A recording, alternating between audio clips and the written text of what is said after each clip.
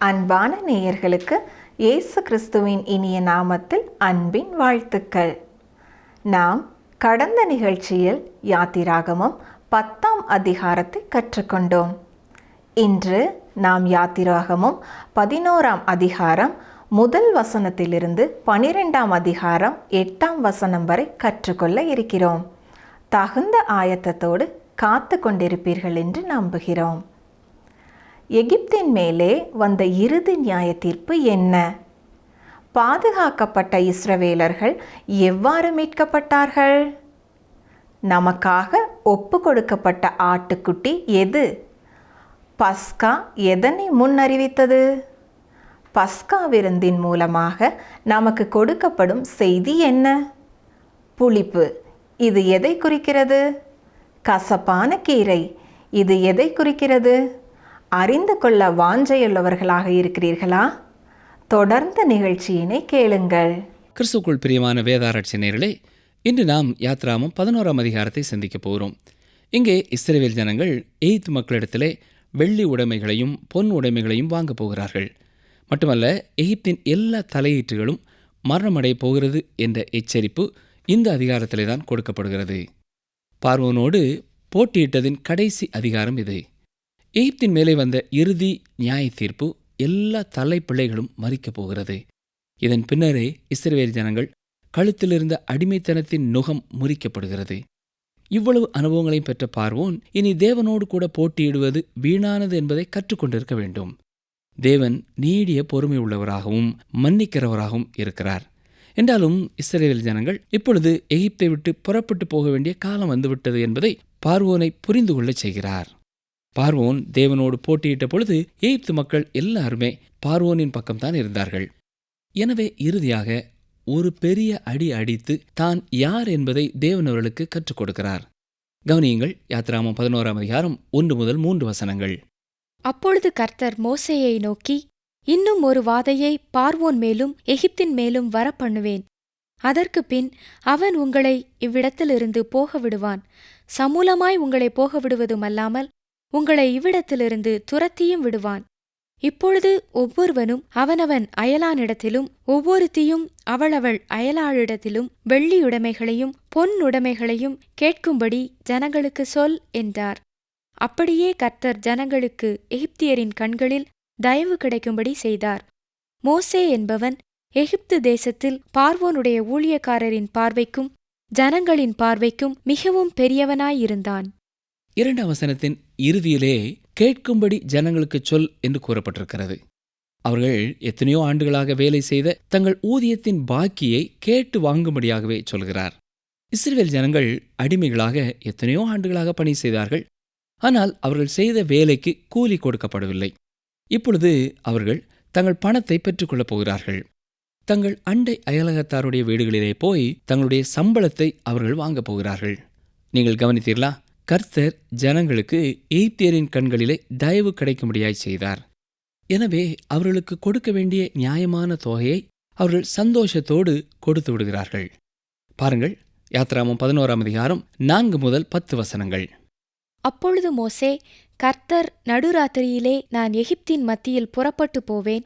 அப்பொழுது சிங்காசனத்தின் மேல் வீற்றிருக்கும் பார்வோனுடைய தலைப்பிள்ளை முதல் எந்திரம் அரைக்கும் அடிமை பெண்ணுடைய தலைப்பிள்ளை வரைக்கும் எகிப்து தேசத்தில் இருக்கிற முதற் பேர் அனைத்தும் மிருக ஜீவன்களின் தலையீற்றனைத்தும் சாகும் என்று உரைக்கிறார் என்று சொன்னதுமன்றி, அதனால் எகிப்து தேசம் எங்கும் முன்னும் பின்னும் ஒரு காலம் உண்டாகாத பெரிய கூக்குரல் உண்டாகும். ஆனாலும் கர்த்தர் எகிப்தியருக்கும் இஸ்ரவேலருக்கும் பண்ணுகிற வித்தியாசத்தை நீங்கள் அறியும்படிக்கு இஸ்ரவேல் புத்திரர் அனைவருக்குள்ளும் மனிதர் முதல் மிருக ஜீவன்கள் வரைக்கும் ஒரு நாயாகிலும் தன் நாவை அசைப்பதில்லை. அப்பொழுது உம்முடைய ஊழியக்காரராகிய இவர்கள் எல்லோரும் என்னிடத்தில் வந்து பணிந்து, நீயும் உன்னை பின்பற்றுகிறவர்கள் யாவரும் புறப்பட்டு போங்கள் என்று சொல்லுவார்கள். அதின்பின் புறப்படுவேன் என்று சொல்லி உக்கிரமான கோபத்தோடே பார்வோனை விட்டு புறப்பட்டான். கர்த்தர் மோசேயை நோக்கி, எகிப்து தேசத்தில் என் அற்புதங்கள் அநேகமாகும்படிக்கு பார்வோன் உங்களுக்கு செவி கொடுக்க மாட்டான் என்று சொல்லியிருந்தார். மோசேயும் ஆரோனும் இந்த அற்புதங்களை எல்லாம் பார்வோனுக்கு முன்பாக செய்தார்கள். கர்த்தர் பார்வோனின் இருதயத்தை கடினப்படுத்தினதினால் அவன் இஸ்ரவேல் புத்திரரை தன் தேசத்திலிருந்து போகவிடவில்லை. கவனித்தீர்களா? அங்கே என்ன நடைபெறுகிறது? தேவன் தொடர்ந்து பார்வோனையும் எகிப்து தேசத்தையும் வாதிக்கிறார். எகிப்து தேசத்திலே, குடும்பத்திலே, மனுக்குலத்திலும் சரி, மிருக ஜீவன்களிலும் சரி, தலையீற்று அனைத்தும் எகிப்திய தெய்வங்களுக்காக நேர்ந்து விடப்பட்டிருந்தது. இப்பொழுது கர்த்தர் அவை எல்லாவற்றையும் அழிக்கப் போகிறார். அது மட்டுமல்ல, இஸ்ரவேல் மக்களுக்கும் எகிப்து மக்களுக்கும் உள்ள வேறுபாட்டையும் அவர்களுக்கு காண்பிக்கப் போகிறார். எகிப்து தேசத்தின் மேலும் கோசேன் தேசத்தின் மேலும் கடந்து போகிற மரண தூதனிலே அந்த வித்தியாசம் இல்லை. ஒன்று எபிரேய குலம், மற்றொன்று புறஜாதியான மக்கள் என்பதனாலேயும் இந்த வித்தியாசம் ஏற்பட போவதில்லை. அந்த வித்தியாசமானது வீட்டு நிலைக்கால்களிலே பூசப்பட்டிருக்கிற இரத்தத்தை அடிப்படையாக கொண்டதாகும். யார் யார் வீட்டு வாசல் நிலையிலே இரத்தம் பூசப்பட்டிருக்கிறதோ அந்த வீட்டை மரணதூதன் கடந்து சென்று விடுவான். பஸ்கா பண்டிகை என்னும் இந்த நாள்தான் யூத வரலாற்றிலே மிக பழமையான சமயம் தொடர்பான விடுமுறை நாளாகும். ஆண்டவராய் இயேசு கிறிஸ்துவை குறித்து பழைய ஏற்பாட்டிலே நாம் பார்க்கக்கூடிய ஒரு சிறந்த அடையாளமும் இந்த பஸ்கா தான். இப்பொழுது நாம் யாத்ராமும் 12ஆம் அதிகாரத்திற்குள்ளே கடந்து செல்கிறோம்.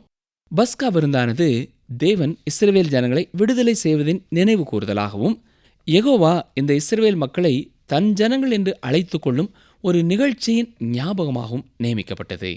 தேவனோடு கூட புதிய ஒரு உறவிலே புதிய ஒரு தேசமாக உருவெடுக்கும் பண்டிகையே இந்த பஸ்கா பண்டிகை.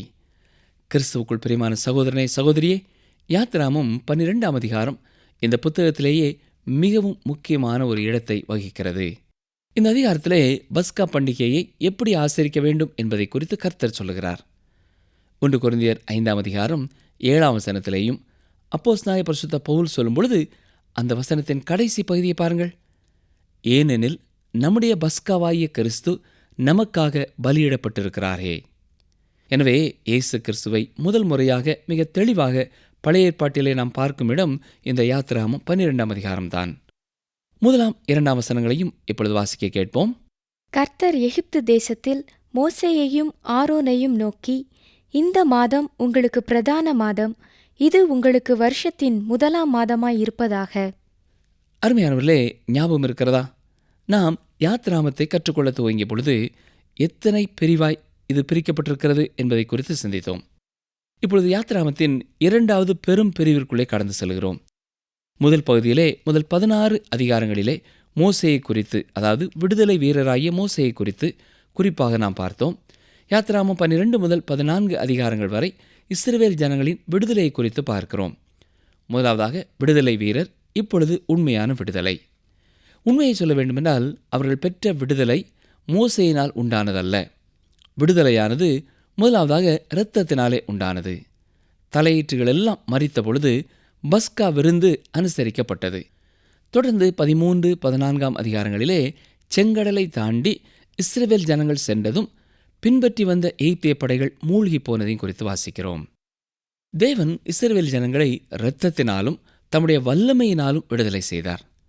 இன்றும் என்னுடைய உங்களுடைய விடுதலையும் மீட்பும் கூட இரத்தத்தினாலும் வல்லமையினாலுமே உண்டாகிறதாயிருக்கிறது. ஆண்டவராய் இயேசு கிறிஸ்து சிலுவை மரத்திலே சிந்தின இரத்தத்தினாலே நம்முடைய பாவத்திற்கான விலைக்கரையத்தை செலுத்தி தீர்த்தார். நம்முடைய பாவமான இருதயத்திலே பரிசுத்த ஆவியானவருடைய வல்லமையை நாம் பெற்றுக்கொள்வதனாலே அவருடைய பிள்ளைகளாய் நாம் வாழ்கிறோம். சகரியா 4ஆம் அதிகாரம் 6ஆம் வசனத்தில் என்ன சொல்லப்பட்டிருக்கிறது? பலத்தினாலும் அல்ல, பராக்கிரமத்தினாலும் அல்ல, என்னுடைய ஆவியினாலேயே ஆகும் என்று சேனைகளின் கர்த்தர் சொல்லுகிறார். நம்முடைய மீட்பானதும் இயேசு கிறிஸ்து சிலுவையிலே நமக்காக செய்து முடித்ததினாலும் பரிசுத்த ஆவியானவர் நம்மிலே செய்வதனாலும் உண்டாகிறது. யாத்ராமம் 12ஆம் அதிகாரம் முதல் 2 வசனங்களிலே புதிய ஒரு தேசம் பிறப்பதை குறித்து பார்க்கிறோம். எகிப்திற்குள்ளே இஸ்ரவேல் கடந்து சென்ற பொழுது ஒரு குடும்பமாக இருந்தது. அவர்கள் எகிப்தை விட்டு வெளியே வந்த பொழுது ஒரு தேசமாக அவர்கள் வெளியே வருகிறார்கள். இங்கே நாம் குறிப்பாக அறிந்து கொள்ள வேண்டிய ஒரு சத்தியம் என்னவென்றால், தேவன் குடும்பத்திற்கு முக்கியத்துவம் கொடுக்கிறார். இப்படி பல குடும்பங்கள் சேர்ந்து இணைக்கப்படுகிறதே ஒரு தேசமாக உருவெடுக்கிறது. ஞாபகம் இருக்கிறதா? பார்வோன் இஸ்ரவேல் ஜனங்களுக்கு கொடுக்க வேண்டிய வைக்கோலை கொடுக்காமலேயே செங்கல்களை செய்ய வேண்டும் என்று சொல்லி கட்டளை கொடுத்தான். அடிமைத்தனத்திலே இஸ்ரவேல் ஜனங்கள் இருந்த காலங்களிலெல்லாம் தேவன் இஸ்ரவேல் என்னும் ஒரு தேசத்தை கட்டுவதற்காக குடும்பங்கள் என்ற செங்கலை செய்து கொண்டிருந்தார். மட்டுமல்ல, குடும்பங்களை சிறப்பாய் கட்டுவதற்காக தனி மனிதர்களாகிய வைக்கோலையும் கர்த்தரை உருவாக்கி கொண்டிருந்தார். ஒரு பழமொழி இவ்விதமாக சொல்கிறது, ஒரு தேசத்தில் உள்ள குடும்பங்களை விட அந்த தேசமானது உறுதியானதில்லை என்கிறார்கள். குடும்பமே உறுதியானது. இப்பொழுது இஸ்ரவேல் ஒரு தேசமாக உருவெடுக்கிறது. சரி, யாத்திராகமம் 12ஆம் அதிகாரம் 3ஆம் வசனத்தை பாருங்கள். நீங்கள் இஸ்ரவேல் சபையார் யாவரையும் நோக்கி, இந்த மாதம் 10ஆம் தேதியில் வீட்டுத் தலைவர்கள் வீட்டுக்கு ஒரு ஆட்டுக்குட்டியாக ஒவ்வொருவரும் ஒவ்வொரு ஆட்டுக்குட்டியை தெரிந்து கொள்ள கடவர்கள். இந்த குறிப்பிட்ட வசனத்திலே 2 முக்கியமான குறிப்புகளை நாம் கவனிக்க வேண்டும். ஒன்று இரத்தம், மற்றும் ஒன்று குடும்பம். இஸ்ரவேல் மக்கள் இப்பொழுது ஒரு தேசமாக உருவெடுத்திருக்கிறார்கள். கர்த்தர் அவர்களை விடுதலை செய்ய போகிறார். ஆனால் அவர் குடும்பமாக குடும்பத்திலுள்ள தனி நபர்கள் மூலமாகவே அதை செய்ய போகிறார். அதெப்படி? ஒவ்வொரு வீட்டிற்கும் ஒரு ஆட்டுக்குட்டியாக ஒவ்வொருவரும் ஒரு ஆட்டுக்குட்டியை தெரிந்து கொள்ள வேண்டும். இந்த ஆட்டுக்குட்டி எதை குறித்து நமக்கு சொல்கிறது? அவர்கள் வீட்டு நிலைக்கால்களிலே பூசப்பட வேண்டிய இரத்தத்தை குறித்து சொல்கிறது. சரி, 4ஆம் வசனம் பாருங்கள். ஒரு வீட்டில் இருக்கிறவர்கள் ஒரு ஆட்டுக்குட்டியை புசிக்கிறதற்கு போதுமான பேர்களாய் இராமற் போனால், அவனும் அவன் சமீபத்தில் இருக்கிற அவனுடைய அயல் வீட்டுக்காரனும் தங்களிடத்திலுள்ள ஆத்துமாக்களின் லக்கத்திற்கு தக்கதாக ஒரு ஆட்டுக்குட்டியை தெரிந்து கொள்ள வேண்டும். அவனவன் புசிப்புக்கு தக்கதாக லக்கம் பார்த்து ஆட்டுக்குட்டியை தெரிந்து கொள்ள வேண்டும். இங்கே நாம் கவனிக்க வேண்டியது, ஒரு ஆட்டுக்குட்டி போதவில்லை என்றால் என்ன செய்யப்பட வேண்டும் என்று சொல்லப்படவில்லை. அப்படி நடைபெறாது. ஏனென்றால் ஒரு ஆட்டுக்குட்டி போதுமானது. ஒருவேளை அந்த ஒரு குடும்பத்திலே உள்ளவர்களுக்கு ஒரு குட்டி அதிகமானதாய் காணப்படும் என்றால் அயல் வீட்டுக்காரர்களையும் அழைத்து கொள்ள வேண்டும். அருமையான சகோதரனை சகோதரியே, நம்முடைய தேவனாய கர்த்தர் ஒவ்வொரு குடும்பத்திலும் உள்ள ஒவ்வொரு தனிநபரை குறித்தும் கரிசனை உள்ளவராய், அக்கறை உள்ளவராய் இருக்கிறார். ஒவ்வொரு குடும்பமும் ஒரு ஆட்டுக்குட்டியை எடுத்துக்கொள்ள வேண்டும். ஆனால் ஒரு கணவனும் மனைவியும் குழந்தைகள் இல்லாதவர்களாய் இருப்பார்கள் என்றால், அல்லது ஏற்கனவே திருமணமாகி பிள்ளைகள் எல்லாம் கடந்து சென்ற பிறகு கணவனும் மனைவியுமாய் மட்டும் இருக்கிற குடும்பமாய் இருக்கும் என்றால், அப்படிப்பட்ட நிலைமையில் இருக்கிற மற்றொரு குடும்பத்தையும் சேர்த்து கொள்ள வேண்டும். ஒரு குடும்பத்தில் உள்ள ஒவ்வொருவருக்கும் இந்த ஆட்டுக்குட்டியில் ஒரு பங்கு கொடுக்கப்பட வேண்டும். இந்த பஸ்கா விருந்தானது ஒவ்வொருவரும் தனிப்பட்ட விதத்திலே கொண்டாட வேண்டிய ஒன்று. இது ஒரு தேசத்திற்கான மீட்பு. இருந்தாலும் குடும்பத்தை மையமாக கொண்டு இது ஏற்படுத்தப்பட்டிருக்கிறது. ஒரு குடும்பத்தில் உள்ள ஒவ்வொருவராலும் இது ஏற்றுக்கொள்ளப்பட்டு ஒவ்வொருவரும் இதை பெற்றுக்கொள்ள வேண்டும். எனவே பஸ்கா என்பது ஒரு குடும்பம் தொடர்பானது. ஒவ்வொரு தனி மனிதனுடைய இரட்சிப்பை குறித்தும் கர்த்தர் மனதிலே வைத்தவராக இது எல்லாவற்றையும் செய்கிறார். எந்த ஒரு தனி மனிதனும் ஒரு குறிப்பிட்ட தேசத்தின் அங்கமாய் இருப்பதினாலோ ஒரு குடும்பத்தின் அங்கமாய் இருப்பதினாலோ அவன் ரட்சிக்கப்பட போகிறதில்லை. உதாரணமாக, பிலிப்பி பட்டணத்திலே இருந்த சிறைச்சாலைக்காரனுடைய குடும்பத்தை எடுத்துக்கொள்ளுங்கள். அப்போஸ்தலர் நடவடிக்கைகளின் புஸ்தகம் 16ஆம் அதிகாரத்திலே அந்த குடும்பத்தின் ரட்சிப்பை குறித்து நாம் வாசிக்கிறோம். அந்த சிறை அதிகாரி விசுவாசித்ததினாலே அவனுடைய குடும்பம் ரட்சிக்கப்படவில்லை. அந்த குடும்பத்தில் உள்ள ஒவ்வொரு தனி நபர்களும் ஆட்டுக்குட்டியோடு ஒரு தனிப்பட்ட தொடர்பை ஏற்படுத்தி கொண்டார்கள். இங்கேயும் அந்த ஆட்டுக்குட்டியின் கொஞ்சம் கொஞ்சம் பகுதிகளை ஒவ்வொருவரும் தனித்தனியாக எடுத்துக்கொள்ள வேண்டியவர்களாயிருக்கிறார்கள். அதாவது ஒவ்வொரு தனிநபரும் தங்கள் சொந்த விசுவாசத்தை வெளிப்படுத்த வேண்டும். ஆண்டவராய் இயேசு கிறிஸ்துவை விசுவாசி, அப்பொழுது நீயும் உன் வீட்டாரும் ரட்சிக்கப்படுவீர்கள் என்று அப்போஸ்தலர் 16:31 வாசிக்கிறோம். இவ்வாறு கூறுவதனாலே நீங்கள் விசுவாசித்தால் உங்கள் குடும்பத்தில் உள்ள எல்லாரும் ரட்சிக்கப்படுவார்கள் என்று எண்ணிவிடக்கூடாது. குடும்பத்தில் உள்ள ஒவ்வொருவருமே இந்த விசுவாசத்திற்குள்ளே கடந்து வர வேண்டும். அப்பொழுதுதான் எல்லாரும் ரட்சிக்கப்பட முடியும். இந்த பஸ்காவிலேயும் ஒரு குடும்பத்தில் உள்ள ஒவ்வொரு தனிநபரும் பங்கு பெற வேண்டும். அப்பொழுதுதான் ஆபத்து அவர்களுக்கு வராதபடி பாதுகாவலிலே அவர்கள் கடந்து வருகிறவர்களாய் இருப்பார்கள். அப்பொழுதுதான் வாசலிலே பூசப்பட்டிருக்கிற இரத்தத்தின் பாதுகாவல் அவர்களுக்கும் சொந்தமாகும். இப்பொழுது எகிப்து தேசத்தின் மேலே இறுதியான வாதை வரப்போகிறது. கடந்த 3 வாதைகள் வந்தபொழுதும் இஸ்ரவேல் ஜனங்கள் அதிலிருந்து பாதுகாக்கப்பட்டார்கள். கர்த்தருடைய பிள்ளைகள் நியாய தீர்ப்பிலிருந்து காக்கப்பட்டார்கள். ஆனால் அவர்கள் இன்னமும் மீட்கப்படவில்லை. இப்பொழுது அவர்கள் மீட்கப்பட வேண்டும். இரத்தத்தின் மேலே தங்கள் விசுவாசத்தை அவர்கள் வெளிப்படுத்த வேண்டும். பாருங்கள், யாத்திராகமம் 12ஆம் அதிகாரம் 5, 6 வசனங்கள். அந்த ஆட்டுக்குட்டி பழுதற்றதும் ஆணும் 1 வயதுள்ளதுமாய் இருக்க வேண்டும். செம்மறி ஆடுகளிலாவது வெள்ளாடுகளிலாவது அதை தெரிந்து கொள்ளலாம். அதை இந்த மாதம் 14ஆம் தேதி வரைக்கும் வைத்திருந்து இஸ்ரவேல் சபையின் ஒவ்வொரு கூட்டத்தாரும் சாயங்காலத்தில் அதை அடித்து இந்த குறிப்பிட்ட வேத பகுதி மிகவும் ஆர்வம் தரக்கூடிய ஒன்றாயிருக்கிறது. ஒவ்வொரு குடும்பமும் ஒவ்வொரு ஆட்டுக்குட்டியை உடையதாயிருந்தது. அந்த மாலை வேளையிலே ஆயிரக்கணக்கான ஆட்டுக்குட்டிகள் கொல்லப்பட்டது. 6ஆம் வசனத்தின் இறுதியிலே பார்க்கும் பொழுது சாயங்காலத்தில் அதை அடித்து என்று வாசிக்கிறோம். தேவனாய் கர்த்தர் இந்த எல்லா ஆட்டுக்குட்டிகளையும் பார்க்கும் பொழுது ஒரே ஒரு தேவ ஆட்டுக்குட்டியான இயேசு கிறிஸ்துவைத்தான் நினைவு கூர்ந்தார். எனக்காகவும் உங்களுக்காகவும் ஒப்பு கொடுக்கப்பட்ட ஆட்டுக்குட்டி இயேசு கிறிஸ்துவே. ஆண்டவராய் இயேசு கிறிஸ்து இந்த உலகத்திற்குள்ளே முதல் முறையாக வந்து உலகத்தின் பாவங்களை சுமந்து தீர்க்கும் தேவாட்டுக்குட்டியாக மரிக்கப் போவதை முன்னறிவிக்கும் சம்பவமாய் அந்த பஸ்கா இருக்கிறது. சரி, வசனம் 7 பாருங்கள். அதின் இரத்தத்தில் கொஞ்சம் எடுத்து தாங்கள் அதை புசிக்கும் வீட்டு வாசல் நிலைக்கால்கள் இரண்டிலும் நிலையின் மேற்சட்டத்திலும் தெளித்து. இஸ்ரவேல் ஜனங்கள் அந்த ஆட்டுக்குட்டியின் இரத்தத்தை எடுத்து வீட்டின் வெளிப்பக்கத்திலே நிலைக்கால்களிலே தெளிக்க வேண்டும். இந்த இரத்தத்தை காணும் மரணதூதன் அந்த வீட்டை கடந்து சென்று விடுவான். இந்த வேத பகுதியை நாம் கற்றுக்கொள்ளும் பொழுதும் அநேக முறை விசுவாசிகள் கேட்கிற கேள்விக்கான விடை இங்கே இருக்கிறது என்று சொல்லலாம். இயேசு கிறிஸ்து நடுவானிலை வந்து விசுவாசிகளை எடுத்துக்கொள்ளும் பொழுது அந்த குடும்பத்தில் உள்ள சிறு குழந்தைகளுக்கு என்னாகும்? தகப்பனும் தாயும் விசுவாசிகளாயிருந்து அவர்கள் இயேசுவோடு கூட எடுத்துக்கொள்ளப்படும் பொழுது சிறிய பாலகர்களை, சிறிய குழந்தைகளை விட்டுவிட்டா செல்வார்கள்? இல்லை பிரியமானவர்களே. இந்த அதிகாரத்தை நாம் பார்க்கும் பொழுது சிறு குழந்தைகள் எல்லாரையும் தேவன் பொறுப்பெடுத்துக் கொள்கிறார். ஒருவேளை அன்று அடிக்கப்பட்ட அந்த ஆட்டுக்குட்டியின் கரியை அவர்களால் சாப்பிட முடியாதவர்களாய் இருந்தாலும் அவர்கள் அத்தனை பேரும் மீட்கப்படுகிறார்கள். வீட்டின் உள்ளே அந்த குடும்பமானது பஸ்கா ஆட்டுக்குட்டியை புசித்துக் கொண்டிருக்கிறார்கள். விசுவாசத்தினாலே அவர்கள் கிறிஸ்துவோடு பங்கு பெறுகிறார்கள். அங்கே என்ன நடைபெற்றுக் கொண்டிருக்கிறது என்பதை சிறிய குழந்தைகள் புரிந்து கொள்கிறதில்லை. இஸ்ரவேல் ஜனங்கள் எகிப்தை விட்டு வெளியே செல்லும் பொழுது அந்த சிறிய குழந்தைகள் எல்லாம் எகிப்திலே விட்டுவிடப்படவில்லை. அருமையானவர்களே, தானே சொந்தமாக பொறுப்பெடுத்துக் கொள்ளும் வயது வரும் வரைக்கும் குழந்தைகளையும் கர்த்தரே பொறுப்பெடுத்துக் கொள்கிறார். அந்த இரத்தமானது முழு குடும்பத்திற்கும் போதுமானதாக இருக்கிறது. முழு குடும்பத்தையும் மூடி பாதுகாக்கிறது. எனவே நடுவானத்திலே இயேசு கிறிஸ்து வரும்பொழுதும் சிறிய குழந்தைகளை அவர் விட்டுவிட்டு செல்லப் போகிறதில்லை. அதுபோலத்தான் இஸ்ரவேல் ஜனங்கள் எகிப்தை விட்டு வெளியே செல்லும் பொழுதும் சிறிய குழந்தைகள் எகிப்திலே விட்டுவிடப்படவில்லை. வசனம் 8 பாருங்கள். அன்று ராத்திரியிலே அதின் மாம்சத்தை நெருப்பினால் சுட்டு புளிப்பில்லா அப்பத்தோடும் கசப்பான கீரையோடும் அதை புசிக்க கடவர்கள். இந்த விருந்து தொடர்பான ஒவ்வொரு குறிப்புகளுக்கும் ஒரு அர்த்தம் இருக்கிறது. அதிலே ஒரு செய்தி அடங்கியிருக்கிறது. இப்பொழுது நாம் வாசித்த இந்த வசனமானது குடும்பத்தின் ஐக்கியத்தை குறித்து பேசுகிறது.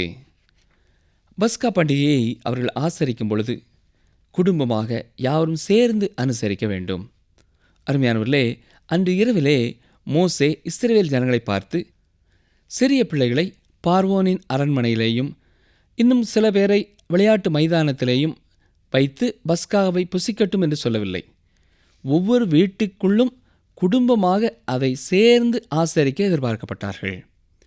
இன்றைக்கு திருச்சபைகளிலே பல வேளைகளிலே நாம் சிறுவர்கள், வாலிபர்கள் என்று பிரித்து விடுகிறோம். ஆனால் ஆண்டவரை ஆராதிக்கும் பொழுது குடும்பமாக யாவரும் சேர்ந்து ஆராதிப்பது சிறந்தது. ஊழியர் ஒருவர் தனது அனுபவத்தை குறித்து சொல்லும் பொழுது தனது ஊழியத்தின் ஆரம்ப காலங்களிலே பற்பல கிராமங்களிலே போய் கர்த்தருடைய வசனத்தை பிரசங்கிக்கிறவராய் இருந்தார். அப்பொழுது குடும்பமாக மக்கள் உட்கார்ந்து வசனங்களை கேட்பார்கள். 6 மாதத்திற்கும் குறைவான குழந்தைகளை சில தாய்மார் கொண்டு வந்திருப்பார்கள். சில வேளைகளிலே அந்த பிள்ளைகள் அழும். இருந்தாலும் அந்த பிள்ளைகளுடைய சத்தத்திற்கு மேலாக இவர் பிரசங்கிக்க தன்னை பயிற்றுவித்துக் கொண்டேன் என்று சொல்கிறார். அப்படி செய்யும் பொழுது சிறிது நேரத்திலே அந்த குழந்தைகள் தூங்கிவிடும். உடனே அந்த தாய் குழந்தையை தூக்கி கொண்டு ஆலயத்தின் பின்பகுதியிலே ஒரு இடத்திலே போய் படுக்க வைத்து விடுவார்கள். பின்னர் முன்னாலே வந்து கணவனோடு அமர்ந்திருந்து மற்றும் சில பிள்ளைகளோடு சேர்ந்து வசனத்தை கேட்பார்கள். ஒருமுறை ஒரு ஆலயத்திற்கு ஒரு ஊழியர் செய்தி கொடுக்கும்படியாக வந்தார். செய்தியின் மத்தியிலே நான் அப்போஸ்தலனாகிய பரிசுத்த பவுலை விட சிறந்த ஒரு பேச்சாளர் என்று ஆரம்பித்தார். இதை கூறிவிட்டு சற்று அமைதியாக இருந்தார். ஏனென்றால் மக்கள் அவருடைய இருதயங்களிலே எப்படி அவர் சிறப்பான ஊழியராய் இருக்க முடியும் என்ற கேள்விக்குள்ளே வருவதற்காக சில நொடிகள் கொடுத்தார். தொடர்ந்து அந்த செய்தியாளர் சொல்லும் பொழுது, நான் பரிசுத்த பவுலை விட எப்படி சிறந்த பேச்சாளர் என்று சொல்கிறேன் என்றால், அப்போஸ்தலனாகிய பரிசுத்த பவுல் நடு இரவு வரைக்கும் பிரசங்கித்தும் ஒரே ஒரு மனிதன்தான் தூங்கி விழுந்து போனான். ஆனால் நான் இப்பொழுது 30 நிமிடங்கள் கூட பேசவில்லை, அதற்குள்ளாக 10-12 பேர் தூங்கிவிட்டார்கள் என்று கூறினார். அருமையானவர்களே, இப்படிப்பட்ட அடிப்படையின் பேரிலே சிறு குழந்தைகளை தூங்கச் செய்யும் அளவிற்கு பேசுகிற செய்தியாளர்கள் உண்டு. அவர்களுக்காக ஆண்டவருக்கு நன்றி செலுத்த வேண்டும். குழந்தைகள் செய்தி நேரங்களிலே நம்மோடு இருப்பது சிறந்தது. சரி, அந்த ஊழியர் ஊழியம் செய்த அந்த கிராமத்து சபைகள் எல்லாம் சிறந்த ஒழுங்குகளோடு செயல்படாவிட்டாலும் அங்கிருந்தும் அற்புதமான அநேக பரிசுத்தவான்களை கர்த்தர் எழுப்பினார். பெரிய பெரிய கூட்டங்களை விட சிறு சிறு குழுக்களிலே மக்கள் இணைந்து வசனத்தை கேட்பதும் ஆராதிப்பதும் சிறந்தது. அருமையான சகோதரனை சகோதரியே, தேவனுடைய திட்டமானது ஒரு குடும்பத்தை சார்ந்தது. குடும்பத்தை மையமாக கொண்டே கர்த்தர் காரியங்களை செய்ய விரும்புகிறார். ஆனால் நாம் தான் இன்றைக்கு அப்படிப்பட்ட ஒரு எண்ணத்திலிருந்து வழி விலகி செல்கிறவர்களாய் காணப்படுகிறோம். சரி, நாம் வாசித்த வசனத்திலே இந்த ஆட்டுக்குட்டியின் இறைச்சியானது நெருப்பிலே சுடப்பட்டும் புளிப்பில்லாத அப்பத்தோடும் கசப்பான கீரையோடும் புசிக்கப்பட வேண்டும் என்று வாசித்தோம். புளிப்பு என்று சொல்லப்படுவது பாவத்தை குறிக்கிறதா இருக்கிறது. புளிப்பில்லா அப்பம் இயேசு கிறிஸ்துவை குறிக்கிறதா இருக்கிறது. கசப்பான கீரைகளை குறித்து நாம் வாசிக்கிறோம். இந்த கீரையை குறித்து சொல்லும் பொழுது அநேக விளக்கங்கள் இதற்கு கொடுக்கப்படுகிறது. இது எதை குறிக்கிறது என்றால், நாம் ஆண்டவராய் இயேசு கிறிஸ்துவை ஏற்றுக்கொண்ட பின்னரும் நம்முடைய வாழ்க்கையின் எல்லா அனுபவங்களும் இனிப்பானதாய் இருக்காது. எனவே மீட்பின் அனுபவத்திலும் கசப்பான காரியங்கள் இருக்கலாம், கசப்பான அனுபவங்கள் காணப்படலாம். சரி நேயர்களே, இத்துடன் இந்த நிகழ்ச்சியை நாம் நிறைவு செய்வோம். தொடர்ந்து நாளை நிகழ்ச்சியிலே நாம் மீண்டுமாக எத்திராகம் 12ஆம் அதிகாரம் 9ஆம் வசனம் முதல் சிந்திப்போம். இன்று நாம் கேட்ட வசனங்களை மனதிலே வைத்து ஆண்டவர் நம்மோடு எதை குறித்து பேசினாரோ அதற்கு நாம் கீழ்ப்படிவோமா? ஒரு தனி மனிதனின் ரட்சிப்பு என்பது தனி மனிதனின் விசுவாசம் சார்ந்ததே என்பதை நாம் மறந்து போகக்கூடாது. தேவன் தனி நபர்களையும் குடும்பங்களையும் குறித்து அக்கறை உள்ளவராய் கருத்துள்ளவராய் இருக்கிறார். எனவே குடும்பமாய் சேர்ந்து ஆண்டவரை ஆராதிக்க நாம் திட்டமிட்டு செயல்படுவது சிறந்தது. மேலும் நாம் பார்த்த மற்றும் ஒரு சம்பவம் என்ன? சின்னஞ்சிறு பாலகர்களை குறித்து கர்த்தர் பொறுப்பெடுத்துக் கொள்கிறார். தங்களுக்கு தாங்களே ஆத்தும வாழ்க்கையிலே பொறுப்பெடுக்க முடியாத குழந்தைகள் பெற்றோர் விசுவாசிகளாய் இருக்கும் பொழுது அவர்களோடு கூட கர்த்தரால் ஏற்றுக்கொள்ளப்படுகிறார்கள். மற்றும் ஒரு சத்தியத்தையும் நினைவுபடுத்த விரும்புகிறேன். இஸ்ரவேல் ஜனங்கள் அடிமைத்தனத்திலே ஊதியம் வாங்காமல் வேலை செய்தார்கள். ஆனால் ஒரு நாள் வந்தது, அவர்கள் செய்த பணிக்கான ஊதியத்தை கர்த்தர் கொடுத்தார்.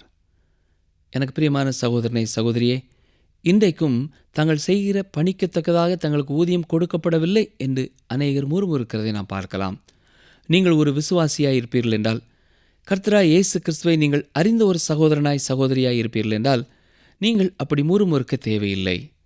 நீங்கள் எவ்வளவு ஆண்டு காலம், எவ்வளவு கடினமாக, எவ்வளவு உண்மையோடு, எவ்வளவு பொறுமையோடு நீங்கள் வேலை செய்தீர்கள் என்பதை கர்த்தர் அறிந்திருக்கிறார். ஒருவேளை நீங்கள் யாருடைய கரத்தின் கீழே வேலை செய்கிறீர்களோ அவர்களுக்கு அது தெரியாமல் இருக்கலாம். அதற்கு ஏற்ற ஊதியத்தை அவர்கள் உங்களுக்கு கொடுக்காமல் இருக்கலாம். ஆனால் நிச்சயம் நீங்கள் பணி செய்ததற்கு ஏற்ற பலனை கர்த்தர் உங்களுக்கு தந்தருள்வார். ஆனபடினாலே நீங்கள் சோர்ந்து போக வேண்டாம்.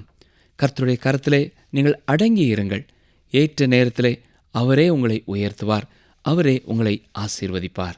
ஜெபிப்போமா? எங்களை நேசிக்கிற எங்கள் நல்ல ஆண்டவரே, இன்றைக்கும் நாங்கள் கேட்ட உம்முடைய வசனங்களுக்காக நன்றி சொல்கிறோம் ஐயா. இஸ்ரவேல் ஜனங்களை மீட்டு எடுக்க நீர் சித்தம் கொண்டீர், நீரே தீர்மானம் செய்தீர். அதற்காக உமக்கு ஸ்தோத்திரம் செலுத்துகிறோம். நீர் திட்டமிட்டதை செய்து முடிக்கிறவர். இப்பொழுதும் இந்த நிகழ்ச்சியை கேட்டுக்கொண்டிருக்கிற ஒவ்வொருவருடைய தனிப்பட்ட வாழ்க்கையிலேயும் இந்த மீட்பையும் பாவ மன்னிப்பையும் ரட்சிப்பையும் அவர்கள் ஒவ்வொருவரும் அனுபவிக்க வேண்டும் என்று நாங்கள் வாஞ்சிக்கிறோம். நிகழ்ச்சியை கேட்கிற யாராவது இயேசு கிறிஸ்துவோடு கூட தொடர்பற்றவர்களாய் காணப்படுவார்கள் என்றால், உண்மையாகவே தங்களுடைய பாவங்களை அறிக்கை செய்து பாவ மன்னிப்பை நிச்சயத்தை பெற்று கர்த்தருடைய பிள்ளைகளாய் என்றென்று வாழத்தக்கதாக நீரே அவர்களுக்கு உதவி செய்யும். ஆண்டவரே, நீர் யார் யாருக்கு என்ன நன்மைகள், இரக்கங்கள், கிருபைகள் தேவையோ அதை நிறைவாய் தர வேண்டும் என்று கெஞ்சுகிறோம். ஆவிக்குரிய வாழ்க்கையிலே இந்த நிகழ்ச்சியை கேட்கிற ஒவ்வொருவரும் ஒவ்வொரு நாளும் வளர்ந்தேற கிருபை செய்யும். பரிசுத்தத்தின் மேலே பரிசுத்தமடைய, வெற்றியின் மேலே வெற்றியை அனுபவிக்க கர்த்தர் கிருபை செய்வீராக. உம்முடைய ஆவியானவராலே நீரே எங்களை பலப்படுத்தும். உம்முடைய வல்லமையினாலே நீரே எங்களை தாங்கும். இயேசு கிறிஸ்துவின் வல்லமையுள்ள நாமத்தினாலே மனத்தாழ்மையோடு வேண்டிக் கொள்கிறோம் பிதாவே, ஆமேன். நேயர்களே, இந்த நாளின் நிகழ்ச்சி உங்களுக்கு ஆசீர்வாதமாக இருக்கிறதா?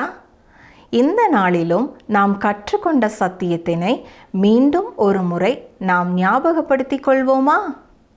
எந்த ஒரு தனி மனிதனும் ஒரு குறிப்பிட்ட தேசத்தின் அங்கமாக இருப்பதினாலோ ஒரு குடும்பத்தின் அங்கமாக இருப்பதினாலோ அவன் ரட்சிக்கப்பட போவதில்லை. ஒவ்வொரு தனி மனிதனும் தன் சொந்த விசுவாசத்தை வெளிப்படுத்த வேண்டும். இயேசு கிறிஸ்து நடுவானிலே வந்து விசுவாசிகளை எடுத்துக்கொள்ளும்போது அந்த குடும்பத்திலே உள்ள சிறு பிள்ளைகளையும் தேவன் பொறுப்பெடுத்துக் கொள்கிறார். தானே சொந்தமாக பொறுப்பெடுத்துக் கொள்ளும் வயது வரைக்கும் குழந்தைகளை கர்த்தரே பொறுப்பெடுத்துக் கொள்ளுகிறார். ஆண்டவரை நாம் ஆராதிக்கும் பொழுது குடும்பமாக நாம் யாவரும் சேர்ந்து ஆராதிப்பது மிகவும் சிறந்தது. தேவனுடைய திட்டமானது ஒரு குடும்பத்தை சார்ந்தது. மீண்டும் அடுத்த நிகழ்ச்சியில் உங்களை சந்திக்கிறோம்.